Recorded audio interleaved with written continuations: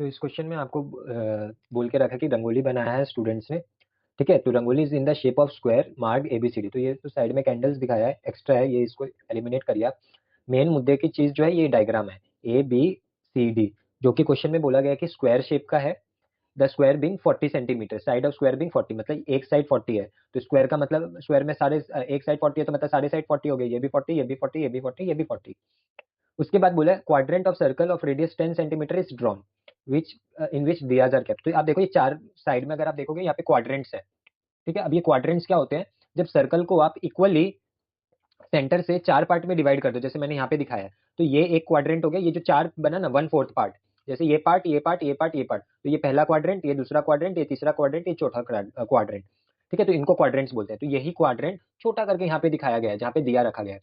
ठीक है, of radius 10 centimetre, मतलब इस क्वाड्रेंट का रेडियस क्या है? 10 सेंटीमीटर। और हमें भी पता है कि सेंटर से, सपोज ये मेरा सेंटर है, ठीक है, और ये एक बाहर का पॉइंट है ए मान लेते हैं, तो मेरे को पता है ये वाला पार्ट क्या हो गया? रेडियस हो गया। सेंटर से अगर किसी भी एक लाइन बनाया जाए जो सर्कमफेरेंस को टच करे, उसको हम रेडियस बोलते हैं। तो ये मेरा रेडियस हो गया 10 सेंटीमीटर। ये भी 10 होगा, सेम चीज ही है, रेडियस चेंज तो होगा नहीं, ये भी 10 होगा, ये भी 10 होगा। ठीक है, ये चीज समझ में आया हमको। Also circle of diameter 20 centimetre is drawn inside the square. तो आपको दिख रहा है एक सर्कल भी बनाया है। कितना है डायमीटर? 20, मतलब यहाँ से लेके यहाँ तक, पॉइंट ए से लेके यहाँ पे मान लेते पॉइंट बी तक, टोटल कितना है डायमीटर? 20 सेंटीमीटर। क्वेश्चन का फर्स्ट पार्ट क्या है? 1 मार्क का है। What is the area of square ABCD. एकदम इजी सा पूछा है कि एरिया ऑफ स्क्वायर बता दो क्या है। ठीक है, तो ये तो हम यहीं पे सॉल्व कर सकते हैं। तो एरिया ऑफ स्क्वायर हम क्या बोलेंगे यहाँ पे? तो गिवन क्या है? Side of square is equal to 40 centimetre, question में देके रखा है। तो एरिया ऑफ स्क्वायर क्या हो जाएगा? देयरफॉर एरिया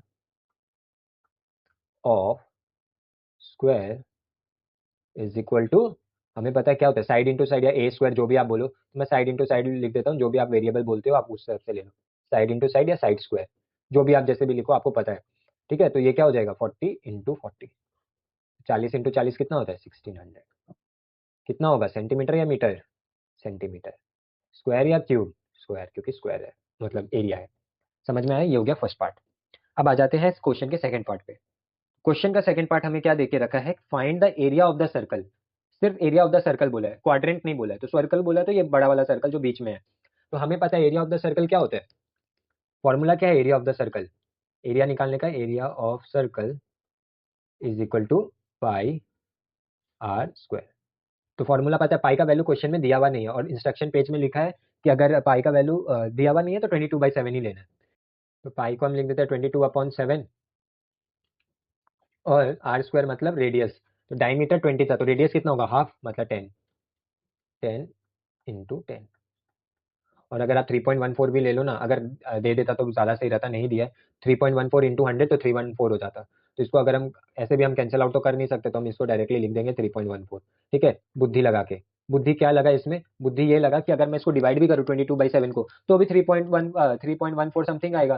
तो मैंने दिखा दिया, पहले मैंने दिखाया कि मैं यही वैल्यू ले रहा हूँ, क्योंकि इंस्ट्रक्शन पेज में लिखा था। जब इसको डिवाइड किया तो ये आया 3.14। और 10 × 10 क्या होता है? 100।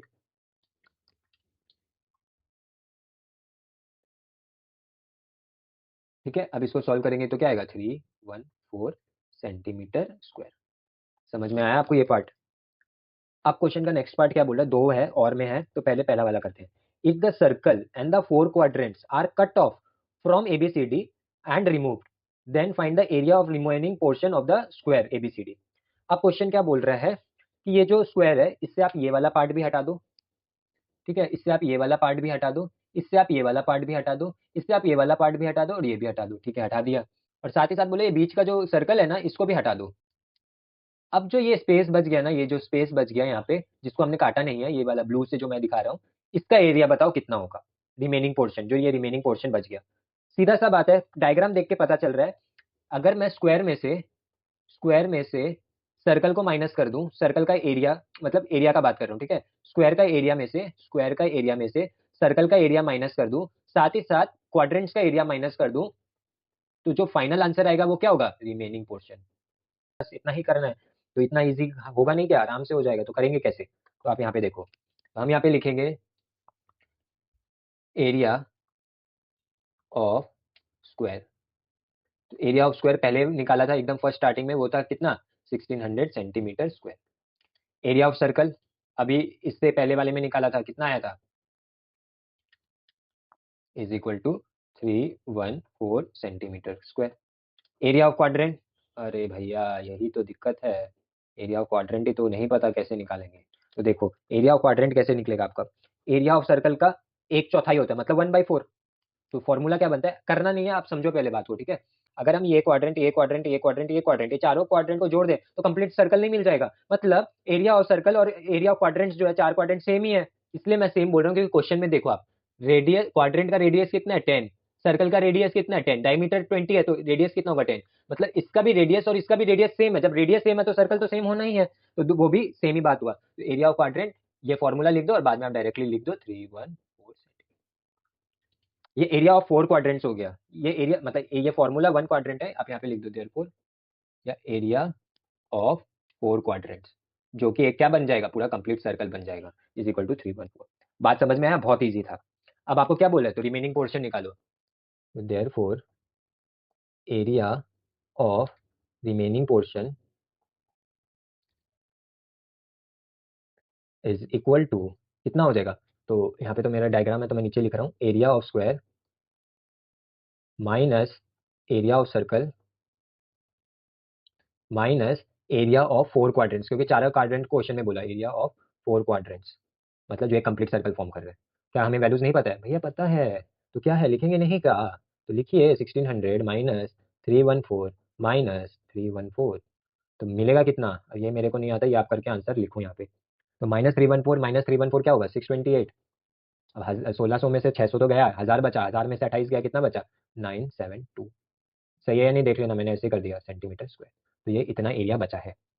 अब इसके बाद क्वेश्चन का सेकंड पार्ट क्या था, क्वेश्चन का सेकंड पार्ट ये था, find the combined area of 4 quadrants and the circle removed. ठीक है, अगर आप करना चाहो ये लो, अगर आप करना चाहो ये लो, ठीक है। अब इस वाले में क्या बोला कि आप जो ये निकाल रहे हो, ये जो हमने रेड में मार्क किया, ये जो चार क्वाड्रेंट आप निकालोगे और ये जो सर्कल निकालोगे, अब इसका एरिया बताओ। पहले तो रिमेनिंग पोर्शन का पूछा, अब बोला सिर्फ इन चार का बताओ, सॉरी चार क्वाड्रेंट और एक सर्कल का बताओ, तो नहीं कर पाएंगे। तो ये तो हमने यहाँ पे किया ही था, ये वाला सिर्फ area of circle plus area of quadrant चाहिए, आंसर आ गया। तो देयरफॉर टू वाला तो बहुत ज्यादा इजी है, तो हम यहाँ पे क्या लिखेंगे कि combine area is equal to, तो एक तो पूरा सर्कल है और एक चार क्वाड्रेंट मिलकर सर्कल बनेगा, बता ही दिया, तो अब आप डायरेक्ट लिखो area of circle plus area of 4 quadrants. ठीक है, दोनों का वैल्यू अभी अभी पता है, 314 प्लस 314, ये हमने यहाँ मैंने पिछले में किया था, तो मैंने 314 देख के लिखा दिया। अगर आप डायरेक्ट सेकंड वाले में करोगे, फर्स्ट वाला स्किप करोगे, तो आप ये स्टेप्स मतलब ये चीज़ दिखाना, ठीक है, तभी आप मार्क मिलेंगे। ठीक है, यहाँ पे प्रेजेंटेशन बहुत मायने रखता है। तो ये हो गया 628 सेंटीमीटर स्क्वायर, बस।